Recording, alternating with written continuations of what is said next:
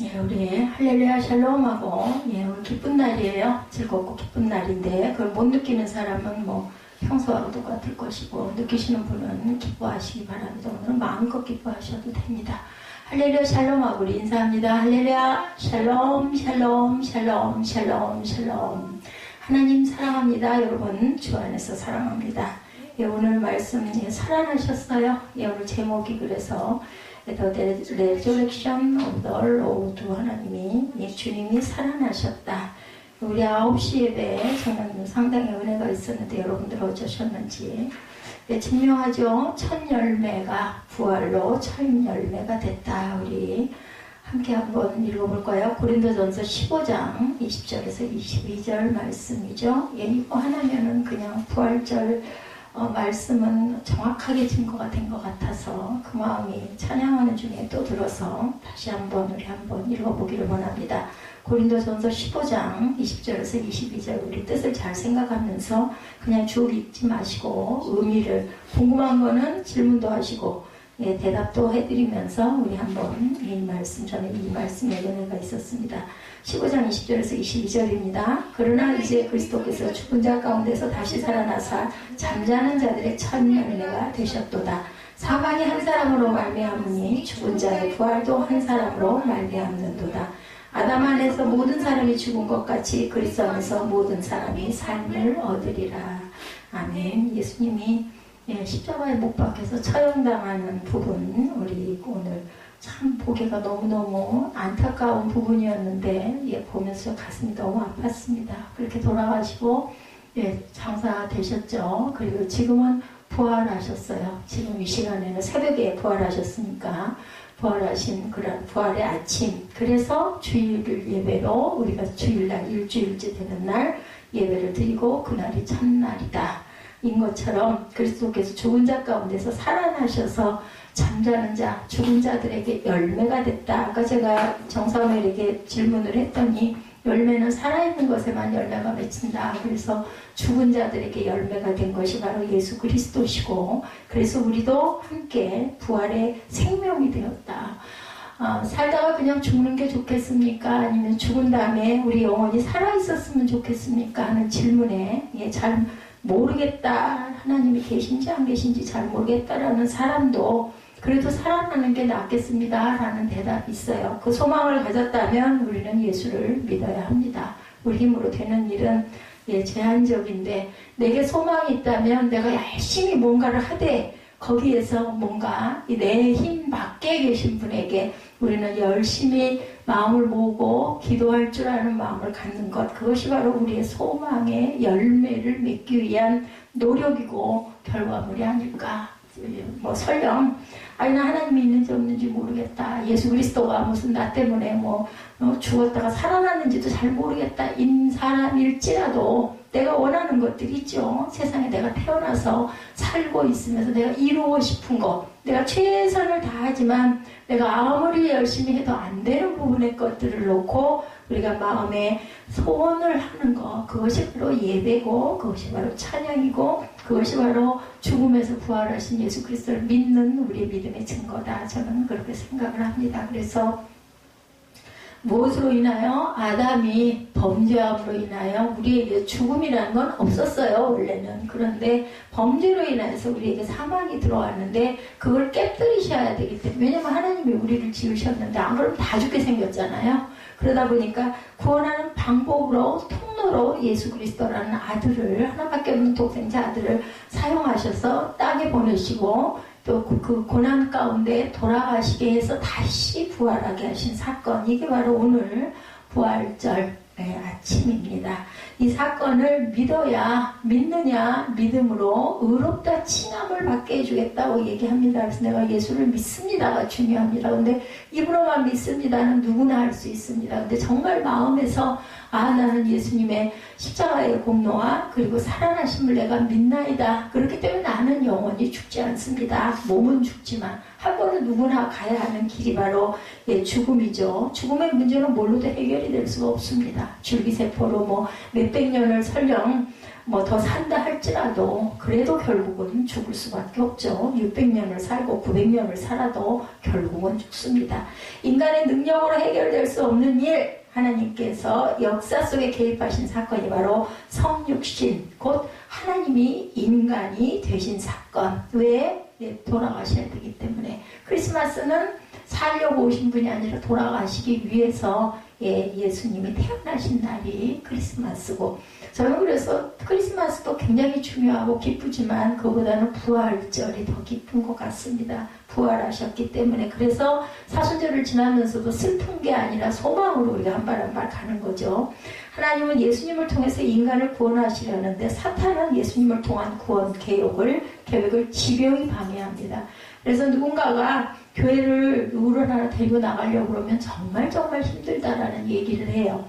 아니면 사람이 사람 만나가지고 뭐 영화 한 편을 본다든지 어디 좀 같이 가자 할 때 그렇게 힘이 안 드는데, 교회를 데리고 가려고 그러면 무슨 일이 그렇게 생겨도 생겨가지고 그 마음을 먹고 기도하고 그리고 다 부탁을 하고 약속을 했다가 가야 되는 날 아침에 아니면은 전날 밤에 연락이 와가지고, 아이고 집사님 저 내일 아무래도 무슨 일이 이런 일이 생겨서 못 가겠어요. 이런 일들이 계속.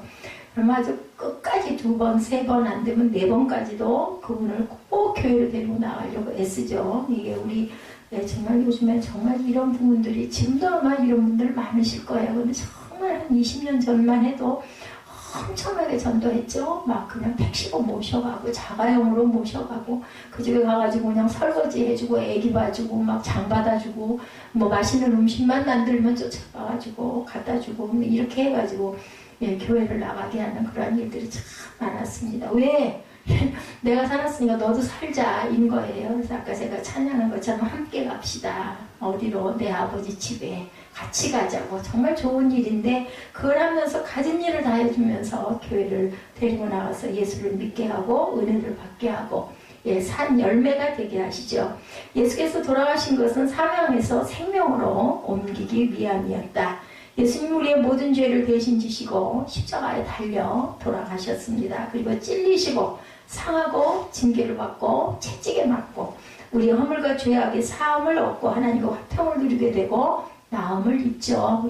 이사야 53장 말씀이죠. 징계를 받음으로 채찍을 찔리고 상하고 징계를 받음으로 나음을 입었다. 채찍 맞음으로 나음을 입었다. 우리의 허물과 죄악을 인하여서 징계를 받았다. 이렇게 말씀합니다. 주님이 십자가에 달려 죽으셨다는 것이 예수님의 제자들이나 그를 평소 알고 지내던 사람들에게 커다란 슬픔이고 충격이었을 겁니다. 저 같았어도 아마 하늘이 무너지는 것 같았을 것 같아요. 우리는 지금 역사가 일어났기 때문에 예수님이 살아나신 걸 알기 때문에 사순절도 별로 안 슬프고 부활절은 당연하고, 그리고 나도 당연히 죽으면 하늘에 가리라, 내 영은 살아나리라 하지만 그때 그 당시에 예수를 믿고 따르던 제자들의 입장에서는 하늘이 무너지는 것 같았을 것 같아요. 이게 가버리셨으니 어떡하면 좋아. 내가 살아나리라 하셨지만 믿은 사람은 아무도 없었어요. 제자들도. 그들은 주님이 다시 사셨다는 소식을 듣고도 기뻐하지 못하고 뭐해요? 본문을 쭉 읽어보니 오히려 의심하죠. 마태복음에도 있고 오늘 말씀에도 그렇게 증거하고 있습니다. 마가복음에도 그렇죠. 마찬가지로 그렇게 아주 도저히 이해할 수가 없다. 누가복음에도 사복음서에 다 그렇게 나타나 있습니다. 제가 아까 우리 정사무엘에게 질문을 했어요. 마리아가 왜 새벽에 향유를 들고 갔겠니? 그랬더니 예수님에게 발라드리려고. 예수님의 부활을 믿은 거니 안 믿은 거니? 안 믿었다. 100%예요. 100% 정답입니다. 믿었다면 향유를 들고 갈 리가 없어요. 계신가 안 계신가 그렇게 갈 수는 있지만 향유 들고 갈 이유는 없었죠. 살아나신 분이 향유가 필요 없습니다. 예수님이 여러 차례에 걸쳐 자신의 부활을 예언했어요. 내가 이렇게 되리라. 예언이라는 건 그런 거죠. 그래도 불구하고 그분이 다시 살 것이라고는 아무도 어떻게 죽은 사람이 다시 사냐고요. 믿지를 못하는 거죠. 우리도 그런 모습을 갖고 있지는 않을까. 아마 우리도 설마 우리 이런 얘기하죠. 그렇게 되겠어. 그런 일은 없어. 그죠? 본문의 핵심은 여인들이 부활하신 예수님을 보지 않고도 그분의 빈 무덤과 천사의 증언과 지시에 따라서 예수님이 부활하신 것을 믿고 그 사실을 증언했다라는 건데, 오늘 인류의 소망, 생명의 주이신 예수 그리스도께서 부활하신 영광의 아침이에요. 여러분들 예수님의 부활을 믿으십니까? 아멘, 아멘 하시는 분에게는 영생이 있으실 줄 믿습니다.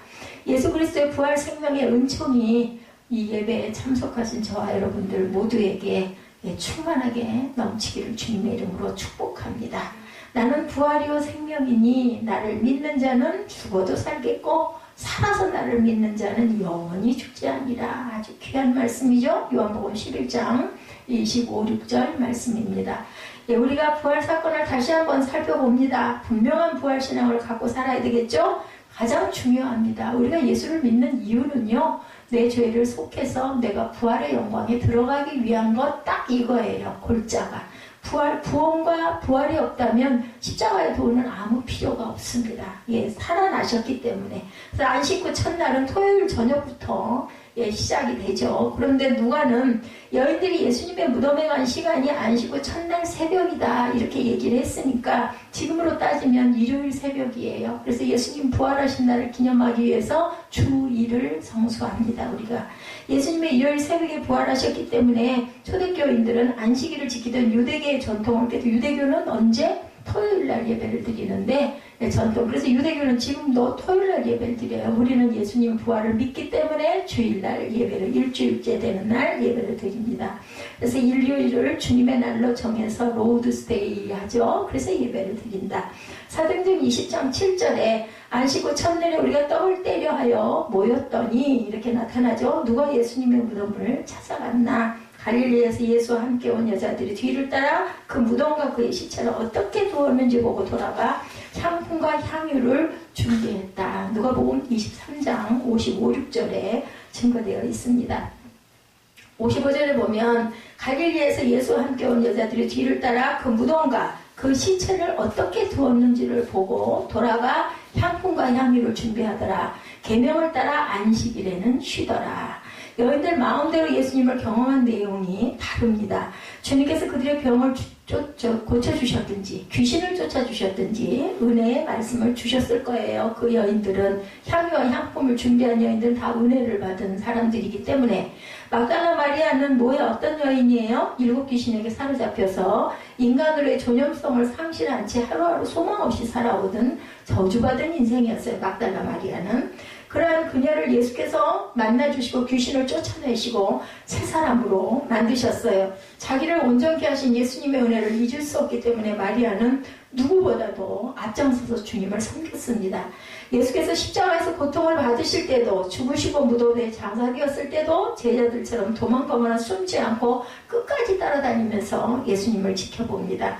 여인들은 안식일이 지나가기만을 손꼽아 기다렸을 거예요. 그들은 밤새 당연히 잠을 못 잤을 것이고 새벽 되기만을 기다렸겠죠. 채찍에 맞아서 온몸이 피투성이가 되고 고통 가운데 십자가에 달리셨던 예수님의 모습이 얼마나 눈에 선했을까. 세마포로 감겨 향유에 부어진 채로 아리마대 요셉의 무덤에 장사하신 주님의 모습을 그저 멀리서 지켜볼 수밖에 없었던 사람들이죠. 주님을 생각할 때마다 아마 울었을 겁니다. 십자가형으로 처형당한 예수님의 근처에 서성대당하는 공범으로 오해받을 수 있기 때문에 멀찌감치 떨어져서 있을 수밖에 없고 위험을 무릅쓰고 그런데도 불구하고 새벽에 예수님의 무덤을 찾아갑니다. 그들이 무덤에 간 이유, 개역 성경에는 번역이 안 되어 있는데 그 킹 제임스 번역 2절에는 그러나 이렇게 시작이 됩니다. 여인들이 무덤에 갔다. 그러나 돌이 무덤에서 굴려 옮겨진 것을 발견했다. 이렇게 나타나 있어요. And they found the stone 합니다. 그들은 발견합니다. 접속사 그러나와 동사 발견하다가 사용된 것은 예수님의 무덤을 막고 있던 돌이 굴려진 것을 여인들은 전혀 예상을 못했다. 굴려져 있으리라고 생각을 못했어요. 오늘 본문도 우리 읽으면서 누가 그 무거운 돌을 어떻게 굴리나 하면서 갔다 그러죠. 여인들이 간 것은 부활하신 주님을 만나기 위함이 아니라 죽으신 예수님의 시체에 향품을 바르기 위해서. 향품을 왜 발라요? 썩지 말라고, 부패하지 말라고 바르는 거죠. 그들이 예수님의 십자가 죽음으로 그분의 순한 예언이 성취되었고 부활 예언도 성취될 것을 믿었다면 향품은 들고 갈 필요가 없었을 거예요. 무덤에 가기는 가지만 한 가지 문제가 있었어요. 그죠? 파수꾼과 함께 가서 돌을 임봉하고 무덤을 굳게 닫았어요. 마태복음 17장 66절에 나타납니다. 큰 돌로 무덤 입구를 막고 종교 지도자들이 파송한 무리들이 군병들과 함께 무덤을 지키고 있어요. 그 돌은 어떻게 옮기며 그 파수병들을 어떻게 할 것인가 염려했을 거예요. 어떻게 하면 좋아. 그래도 어쨌든 가긴 가는 거죠. 그나마라도 가는 사람들이 은혜가 있는 사람들이기도 했죠. 어떻게 돌을 치울지 대책도 없지만 고민만 하고 있을 수가 없으니까 일단은 가고자 하고 간 거예요. 여인들은 그저 주님을 사랑하는 마음을 가지고 대책 없이 갑니다. 하나님께서는 그들의 문제를 단순히 해결해 주시죠. 돌이 이미 무덤에서 굴려져 있어요. 굴려 옮겨졌다 이렇게 표현되어 있습니다.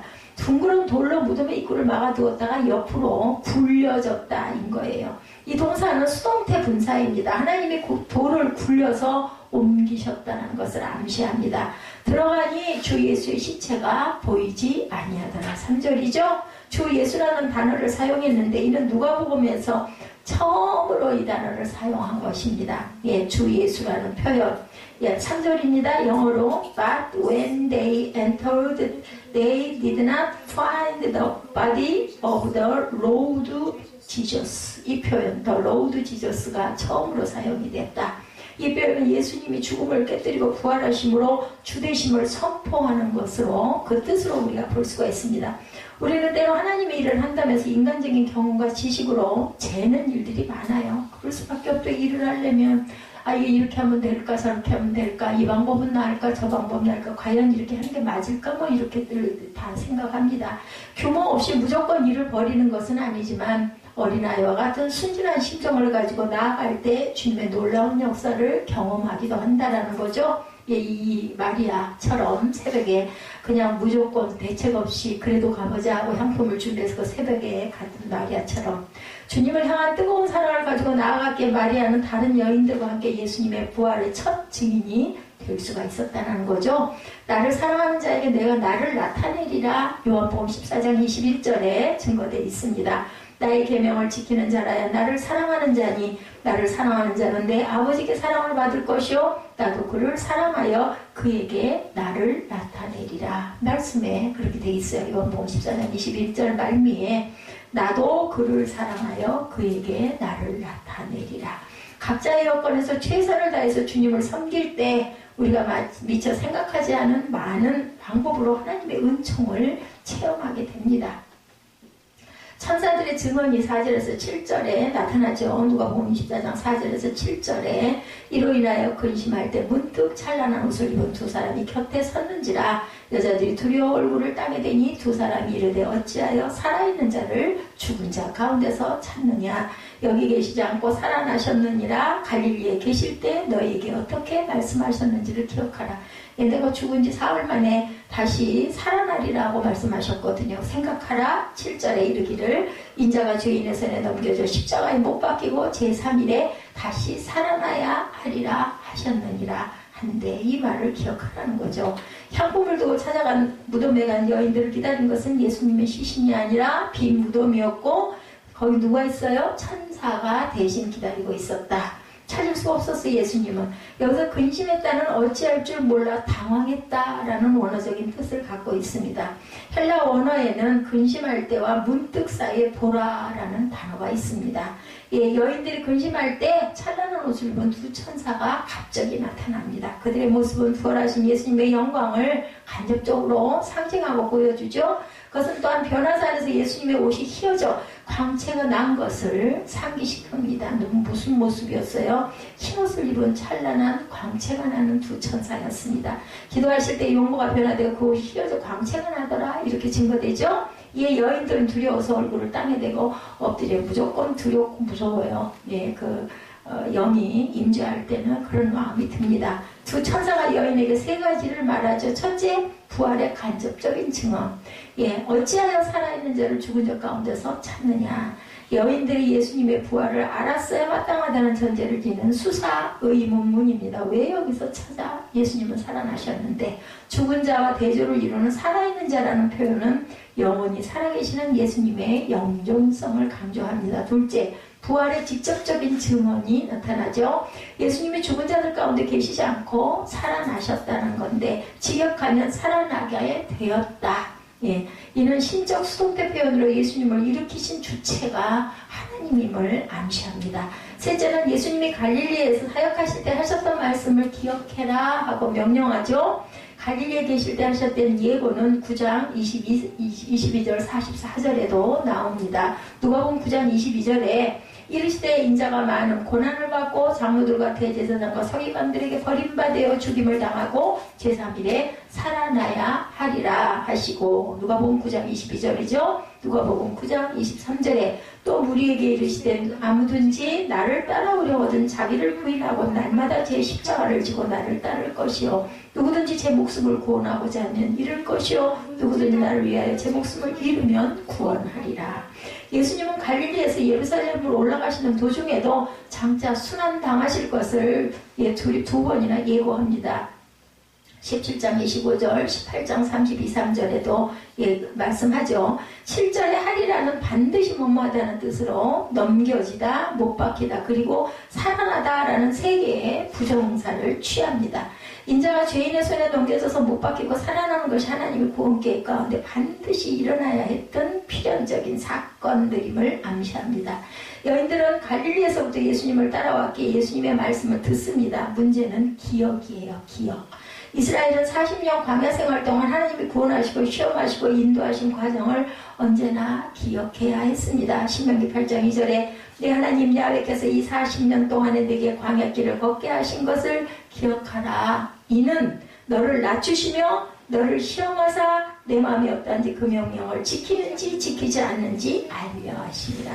여러분들도 일상 속에서 하나님이 하나 안 하나 내가 좀 보자 이런 부분들이 분명히 있을 겁니다. 여러분들 마음 안에서 가끔 그런 소리 하죠. 내가 운전한가 운전하지 않은가, 내가 잘하고 있나 잘하고 있지 않나, 하나님 보시기에 어떻게 보일까, 이런 생각을 우리는 항상 해봐야 합니다.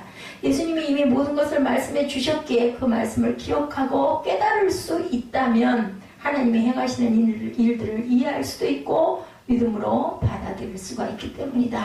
예수를 믿습니다 했다면 이런 마음들이 꼭 있어야 합니다. 이해하지 못한다 할지라도 말씀을 읽고 듣고 배우면 결정적인 순간에 말씀을 기억하고 깨달을 수가 있기 때문인데 말씀이 우리 믿음의 근거와 뿌리가 되어야 됩니다. 그래서 우리가 말씀 위에 서야 되고 말씀을 묵상해야 되고 성경은 공부도 해야 됩니다. 여자들의 증언과 빛이 않는 사도들에 대해서 8절에서 12절에 증거하죠. 8절에서 12절 봅니다. 그들이 예수의 말씀을 기억하고 무덤에서 돌아와 이 모든 것을 11사도와 다른 모든 이에게 알리니 이 여자들은 막달라 마리아와 요한나와 야고보의 모친 마리아라 또 그들과 함께한 다른 여자들도 이것을 사도들에게 알립니다. 이걸 발견한 사람들이 가서 알려요. 사도들은 그들의 말이 허탄한 듯이 들려 믿지 아니하나 그때 딱 한 명, 베드로는 12절이죠. 일어나 무덤에 달려가 구부려 들여다보니 세마포만 보이는지라 그된 일을 놀랍게 여기며 집으로 돌아가니라. 11 제자가 알렸는데 딱 하나 베드로만 무덤에 가서 들여다봅니다. 나머지는 다 그런 게 어딨어 이랬다는 거예요. 한마디로 이게 많은 숫자가 아니에요. 구원받는 숫자는 이걸만 봐도 여러분들은 구원받으신 분들입니다. 특히나 이렇게 작은 교회에 이렇게 앉아 계시는 여러분들은 하나님께서 플러스 그죠? 알파가 분명히 있으실 줄 믿습니다. 그것 때문에 이 자리에 앉아 계시는 건 물론 아니지만 우리가 뭔가를 그 어떤 생각을 가지고 뭔가를 하는 게 아니라 생각 없이 돌아올 보상 없이 할 때 칭찬과 복이 더 있다고 여러분들 생각하시죠? 무덤에 올 때 누군가가 뭐 할 때 딱 그 사람 속셈이 들여다 보이면 어때요? 아이고 저기 얄팍하게 이렇게 살짝 발랐네 이런 마음이 있지만 그냥 무조건적으로 뭔가 베풀어 줄 때 너무나 고맙지 않습니까? 하나님도 여러분들의 모습을 그 마음을 보십니다. 무덤에 올 때 그들은 슬픔과 근심에 사로잡혔으나 예수님이 다시 사셨다는 것이 믿어지니 기쁨이 당연히 솟구쳤겠죠. 더 이상 예수님이 계시지 않은 무덤에 머물러 있을 이유가 없었어요. 그들은. 그래서 여인들은 사도들과 다른 모든 일에게 달려가 예수님의 무덤에서 확인했던 내용과 부활에 관련해서 두 천사가 한 말을 하면서 예수님의 부활을 알렸어요. 10절은 이 여인들의 이름까지 소개가 돼 있죠. 막달라 마리아, 요한나, 야고보의 모친 마리아와 그들과 함께한 다른 여자들이었다. 그 시대는 이 마리아라는 이름이 굉장히 많았던 것 같아요. 이 여인들이 중요한 증인인 것은 예수님의 갈릴리 사역 시작부터 그분의 십자가 죽음, 장례와 빈 무덤, 부활까지 전 과정을 목격한 사람들이기 때문이기도 합니다. 그런데 누가는 여인들의 증언이 사도들이 허탄한 듯이 들려 믿지 않았다 이렇게 말하죠. 허탄하는 쓸데없는 이야기, 허튼 소리, 허탄하다는 소리, 그런 소리입니다. 사도들은 예수님의 무덤이 비었고 예수님이 부활했다는 여인들의 증언을 쓸데없는 소리, 허튼 소리, 무슨 소리야, 말도 안 되는 소리를 하고 있어, 이랬다라는 거예요. 그래서 지금도 보면은 남성들보다 여성들이 빨리 은혜를 받고, 그리고 성도들도 훨씬 더 많은 것 같아요. 보면은 남성들을 안 믿었어요. 여기서도 보면 11제자가 전부 다 베드로만 빼고, 그죠? 여인들은 예수님의 시신이 사라진 것과 예수님이 부활하셨다는 찬사들의 말을 사도들에게 전했지만 사도들은 믿지 않았다. 요즘 우리가 계속 예수 믿으라고 전도하지만 사람들은 믿지 않습니다. 똑같은 현상이죠. 믿지 않다 해당하는 단어는 믿는 것을 거절하다 라는 뜻인 동사 아스키페오의 미완료 과거, 그들의 행위가 지속적이었음을 암시합니다. 계속 안 믿어요. 사도들은 계속해서 여인들의 증언을 의도적으로 거절합니다. 예수 믿으라고 전도해도 다들 도망가죠. 전도지 갖고 벌써 저기서 가면 딱 그거 알고 보면 옆길로 딴 길로 돌아가거나 시선을 딱 외면하거나 안 보거나 거꾸로 돌아서 갑니다. 오히려 그죠? 들고 이렇게 가면 주려고 하면은 탁 이렇게 오고 가죠. 이 기가 막히면 믿던 그리고 섬기던 그 제자들도 아예 안 들으려고 작정을 해서 지속적으로 거절을 했다 이렇게 나타납니다. 예수님의 죽음과 부활에 대한 예고를 누구보다도 많이 들었어요. 그죠? 옆에서 같이 모시고 함께 자고 함께 기도하고 그죠? 함께 기적도 많이 일어났고 예수님이 직접 고치시고 그죠? 귀신도 쫓아내고 했는데도 불구하고 믿지 않았다. 그러니 요즘은 어떻겠어요? 그죠? 보이지도 않는 그런 예수를 믿으라고 하니 다 귀찮아서 도망가죠. 천국에 가는 사람 숫자가 많지가 않습니다. 믿는 사람 가운데도 온전히 믿느냐 혹시나 하고 그냥 보험 들었다 생각하고 그냥 한 달이 걸쳐 못 사시는 분들도 많죠. 그들은 예수님의 증언의 사실 여부를 확인하려고도 안 합니다. 그나마 베드로가 특별한 반응을 보이는 게 마지막 절에 나타나죠. 일어나 무덤에 달려가 몸을 구부려 안을 들여다봅니다. 베드로도 여인들의 증언을 그대로 믿지는 못했지만 한번 보자, 눈으로 확인하자 하고 간 거예요. 그런데 행함은 있었어요. 베드로는 무리도 걸었죠. 예수님 나로 오게 하십시오 하고 발을 디뎠던 사람이에요. 우리 같은 밤바다에 발 디뎌놓겠어요? 그러다 빠지면 어쩔 건데 해갖고 안 디뎌다 놨을 텐데 그래도 베드로는 그죠? 세마포가 남아있는 빈 무덤을 보면서 놀랍게 여겼지만 그뿐이었습니다. 그 이후에 얘기가 없어요. 그죠? 아직까지도 예수님의 부활은 믿지 못합니다. 진짜 무덤이 텅 비었네? 돌이 굴려졌네? 여기까지 봤겠죠. 8절에 그들이 예수의 말씀을 기억하고 라는 말은 베드로가 예수님의 말씀을 기억하고 회개했던 사건을 또한 연상시키죠. 예수님께서 베드로에게 뭐라고 그러셨어요? 오늘 닭 울기 전에 네가 나를 3번 부인하리라 라고 말씀하셨죠. 그 예언대로 베드로가 예수님을 부인할 때 닭이 우니 예수님의 말씀이 생각나서 심히 통곡하니라 이렇게 증거되어 있죠. 베드로가 예수님을 부인한다는 예언이 성취된 것은 그분의 순환과 부활 예언의 성취를 알리는 서곡이었다. 그죠? 그렇게 알려줬어요. 이것을 경험한 베드로가 예수님의 순환 예고를 여러 차례 듣고 여인의 증언을 들으면서도 끝내는 온전하게 믿지는 못합니다. 이것은 예수님의 십자가 죽음이 순환 예언의 성취임을 믿지 않는 한 누구도 그분의 부활을 결코 믿을 수 없음 또한 명백히 보여줍니다. 그래서 믿는 자가 많지가 않아요.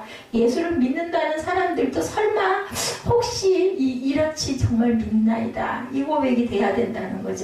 그래서 부활하신 주님이 엠마오로 가던 두 제자에게 뭐라고 말해요? 미련하고 선지자들이 말한 모든 것을 마음에 더디 믿는 자들이여 이렇게 얘기합니다. 25절에 보면 예수님은 나중에 11사도들에게도 어찌하여 두려워하며 어찌하여 마음에 의심이 일어나느냐라고도 말씀하죠. 38절에 부활절을 맞이하는 성도들의 자세는 그러면 어땠을까? 어떻게 하여야 될까? 주님을 향한 뜨거운 사랑과 헌신이 우리에게는 있어야 합니다. 갈릴리에서 온 여인들은 은혜를 베푸신 예수님을 잊을 수 없었기에 자신들의 모든 것을 바쳐 헌신적으로 주님을 섬깁니다. 이 여인들은 어떤 여인들이냐고요? 병이 고침을 받았거나 귀신이 쫓겨남을 받았거나, 그죠? 이렇게 직접 체험한 사람들. 그래서 체험신앙, 부활신앙은 정말 체험신앙인 사람들이 끝까지 지킬 수 있는 것이 바로 내가 보고 내가 경험했을 때, 느꼈을 때 이게 가능하다. 예수께서 십자가에서 고통을 받으실 때도, 죽으시고 무덤에 장사되었을 때도 제자들처럼 도망가거나 숨지 않고 끝까지 지켜봅니다. 여인들은 이른 새벽에도 예수님의 무덤을 찾아가는 열성도 보입니다. 예수님을 향한 뜨거운 사랑을 인하여 그들은 예수님의 부활의 첫 증인이 되었다는 것 중요합니다. 자신의 죄를 깨닫고 죄 문제의 해결과 생명의 구원을 위하여 갈급한 심정으로 주님을 찾는 열정이 필요하다는 뜻이기도 합니다. 여러분들 움직이셔야 되고 행하셔야 됩니다. 행함이 없는 믿음은 죽은 믿음이다. 받은 은혜를 인하여 주님께 감사하며 헌신하는 열정이 꼭 필요합니다. 우리가 담대하게 주님의 십자가를 따르는 제자의 길을 갈 때 우리 안에는 주님으로 인한 거룩한 변화와 온전한 헌신의 열매가 맺힌다. 우리가 움직이고 행할 때 기회는 항상 있는 게 아니라 할 수 있을 때 열심히 헌신해야 되겠다. 그리고 주님의 말씀을 가까이 해야 되죠. 두 번째는 우리의 자세는 주님을 향한 뜨거운 사랑과 헌신이 있어야 되고, 두 번째로는 주님의 말씀을 가까이 해야 되겠다. 사복음서가 모두 예수님의 부활에 대해서 언급하지만 실제로 부활이 어떻게 일어나는가에 대한 설명은 없고 단지 빈 무덤에 대한 언급을 통해서 예수님이 부활하셨음만을 증거합니다. 예수님께서는 갈릴리에서 사역하실 때 인자가 죄인의 손에 넘겨 십자가에 못 박히고 제3일에 다시 살아나야 하리라 이렇게 반복해서 말씀하셨지만, 예수님을 따르는 자들 어느 누구도 예수님이 말씀하신 의미를 제대로 깨닫지 못합니다. 자기 생각이 이해되는 것만 믿으려고 하는 것이 보통 사람들의 모습이죠. 예수님의 부활은 인간의 상식으로는 이해할 수도 없고 처음부터 끝까지 하나님이 개입하신 초자연적인 사건이기 때문이다. 참된 믿음은 우리의 생각과 이해를 넘어섭니다. 여인들은 천사의 말을 들으면서 자기들 눈앞에 일어난 일들을 보고 주님이 하신 말씀을 연결시켜서 생각을 합니다. 예수께서 하신 말씀대로 이루어진 것을 알고 무덤을 떠나 11제자들을 만나는 다른 사람들에게 일어난 모든 일을 낱낱이 이야기하죠. 그런데 제자들은 부활을 증언하는 여인들을 정신이 어떻게 됐어? 네 제정신이야? 이런 취급을 한 거예요. 예수님이 돌아가시고 부활하실 것이라는 말씀을 수차례 듣고 실제로 죽음에 실현되는 것을 보았지만도 부활은 살아났다는 건 믿지 못하겠다.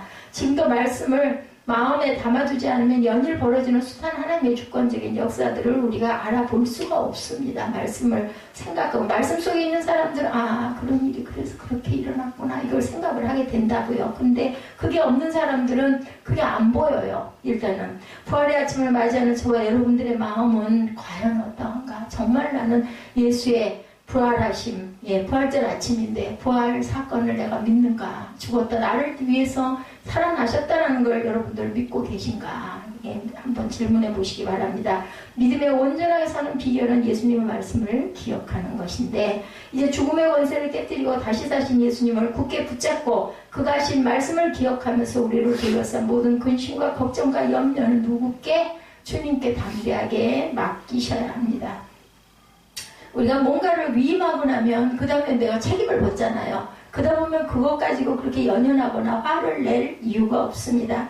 그래서 세 번째로 우리는 주님의 증인이 되어야 되겠다. 우리는 그저 할 일만 하면 돼요. 그거 갖고 염려하거나 걱정하거나 근심하지 말고. 귀찮은 목자를 아기 예수 탄생의 첫 증인으로 삼으신 하나님께서는 당시 사회에서 증인의 자격도 주어지지 않던 여인들을 부활의 첫 증인으로 세우십니다. 여인들은 부활의 첫 증인으로 제자들에게 예수님의 부활 소식을 처음으로 전하죠. 부활은 그리스도인의 신앙의 토대가 됩니다.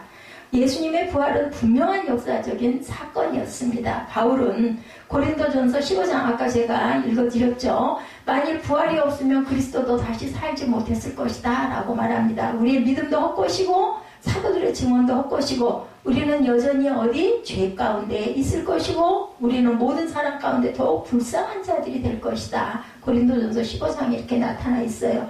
예수님의 부활은 그분의 이스라엘에 약속된 메시아이며 세상의 구주이심을 보여주는 가장 큰 증거입니다. 이 부활의 증거들이 오늘날 저와 여러분들에게 전해 내려온 거예요. 성경을 통해서 예수께서 연약한 우리를 부르셔서 예수님을 주님으로 믿게 하시고 부활을 깨닫게 하신 이유는 우리도 부활의 증인, 우리가 살아있는 이유는요, 부활의 증인으로 살아가라고 성도가 된 겁니다. 우리 모두가 영적으로 죽은 죄인들이지만 예수님을 구주로 고백하는 순간 죄와 사망의 권세에서 벗어나서 자유하게 되었다. 새 사람이 되었죠.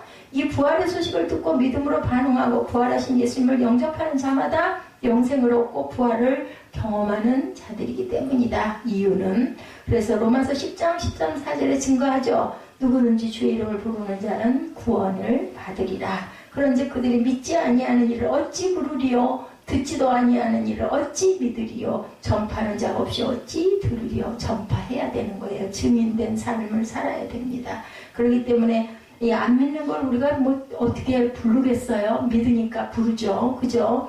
듣지도 못한 일을 어찌 믿어요? 들어야 믿을 수가 있어요. 들으면서 나오죠? 믿음은 예수님을 모르는 자들이 예수님을 믿을 수도 없고 예수님 이름을 당연히 부를 수가 없습니다.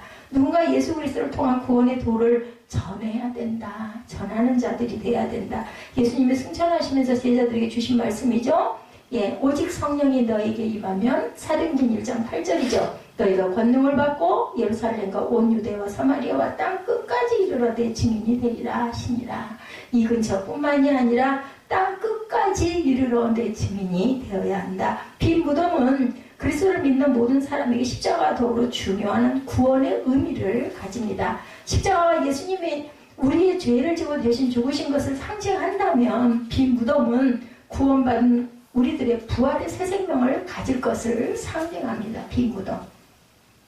십자가가 죄와 육에 속한 옛사람들과 단절을 의미한다면 빈 무덤이 증거하는 부활은 영에 속한 새 삶의 출발을 뜻한다라는 것. 예수님이 잡히시고 재판받으시고 온갖 희롱을 당하시고 십자가에 달려 돌아가실 때 예수님을 따르는 무리들에게 있어서 고통과 좌절과 절망은 순간 다가왔을 것인데 이제 사망의 권세를 깨뜨리고 주님이 다시 사심으로 제자들에게 엄청난 기쁨을 가져다 두셔서 우리는 오늘 기뻐해야 됩니다. 예수님을 믿어도 고난은 당연히 있죠. 그래서 보면은 그 파울 더 어포스톨리 오브 크라이스트라는 영화가 있는데 그 영화에 보면 그리스도가 사도가 되었다. 네로의 박해 속에서 고난을 당하고 심지어 죽음을 당하면서 성도들은 갈등하죠. 바울은 그리스도의 사도가 되었다라는 그 영화 제목이에요. 근데 로마를 떠날 것인가 머무를 것인가 그대로 기다리며 죽을 것인가 아니면 무기를 들고 싸울 것인가 고민하는 성도들에게 소망의 메시지를 주기 위해서 누가는 감옥에 갇힌 바울을 찾아가요. 바울은 자신이 교회의 박해자였는데 다메섹 도상에서 부활하신 예수 그리스도를 만남으로 회심하여 이방인의 사도가 되어져가는 간증을 하고 누가가 그 간증을 받았습니다. 그래서 사도행전이 완성된 거예요.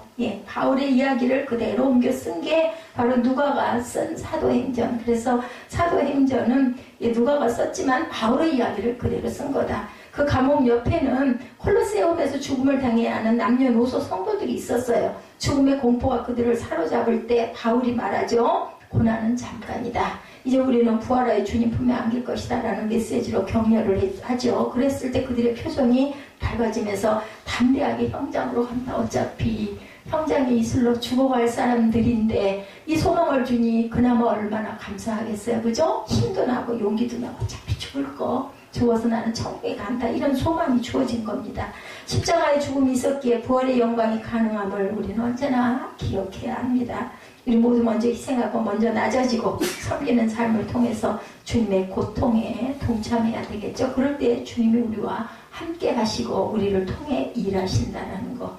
말씀과 기도와 섬김을 통해서 우리 마음과 내 기쁨이 있고 평강이 있기를 주님의 이름으로 축복합니다. 그럴 때 주님을 전하고 싶은 또한 열심도 생깁니다. 모든 염려와 근심은 주께 맡기고 주님의 일에 힘쓰는 저와 여러분들이 되시길 바랍니다. 부활절을 맞이해서 믿음과 소망과 사랑을 회복하시고 주님만이 주시는 기쁨과 평강을 누리시면서 가정과 사업과 사역과 계획하시는 모든 일 가운데 부활의 주님을 경험하시기를 주님의 이름으로 축복합니다. 우리 결단 찬양하시고 우리 잠깐 기도하신 후에 축도로 예배를 마치도록 하죠.